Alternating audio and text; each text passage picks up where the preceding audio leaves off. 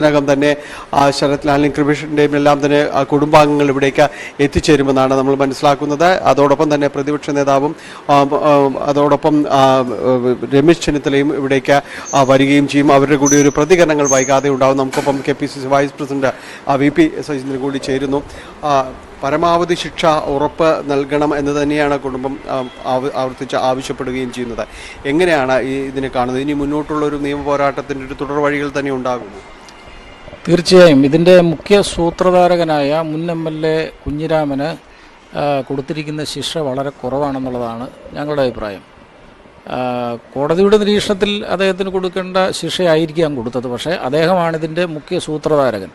ദീർഘകാലം ഒരു ജനപ്രതിനിധിയായിരുന്ന മുൻ MLA ആയിരുന്ന ഒരാൾ ഈ കുറ്റകൃത്യം ചെയ്യാൻ വേണ്ടി എല്ലാവിധ ഒരുക്കങ്ങളും സംവിധാനങ്ങളും ചെയ്തു കൊടുത്തു എന്നുള്ളത് കോടതിക്ക് കണ്ടെത്താൻ കഴിഞ്ഞതുകൊണ്ടാണല്ലോ അദ്ദേഹത്തിന് ഈ ശിക്ഷ കൊടുത്തിരിക്കുന്നത്.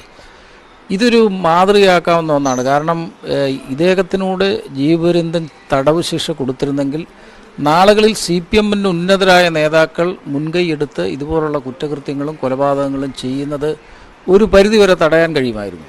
ഇപ്പം കുഞ്ഞിരാമനും ഈ സഹപ്രവർത്തകർക്കുമെല്ലാം ജയിലിൽ എല്ലാ സൗകര്യങ്ങളും ഒരുക്കി കൊടുക്കുമായിരിക്കും. കാരണം ഗവൺമെൻറ് അവരുടെ കൈവശമായതുകൊണ്ടും ജയിലിൻ്റെ നിയന്ത്രണം ഗവൺമെൻറ്റിൻ്റെ കയ്യിലായതുകൊണ്ടും ഇവരൊരു സുഖവാസത്തിന് പോകുന്നത് പോലെയാണ് ഇന്നവിടെ പ്രതികൾ പലരെയും ആക്ഷൻ കാണിക്കുന്നതും ആംഗ്യം കാണിക്കുന്നതിലൂടെയൊക്കെ മനസ്സിലാക്കാൻ കഴിയുന്നത്.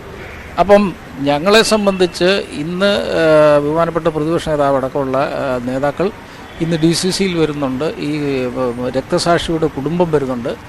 അവരുടെ അഭിപ്രായം എന്ന് പറയുന്നത് അവരെല്ലാ മാധ്യമ സുഹൃത്തുക്കളോടും ഇന്ന് കോടതി വളപ്പിൽ വെച്ച് തന്നെ പറഞ്ഞു, വെറുതെ വിട്ട പ്രതികൾക്ക് വേണ്ടി അപ്പീൽ വീണ്ടും അവർക്ക് പ്രതികളാക്കാൻ വേണ്ടി കേസ് മുന്നോട്ട് കൊണ്ടുപോകുന്ന കാര്യം പാർട്ടി നേതൃത്വവുമായി ആലോചിച്ച് തീരുമാനമെടുക്കുമെന്നാണ് പറഞ്ഞത്.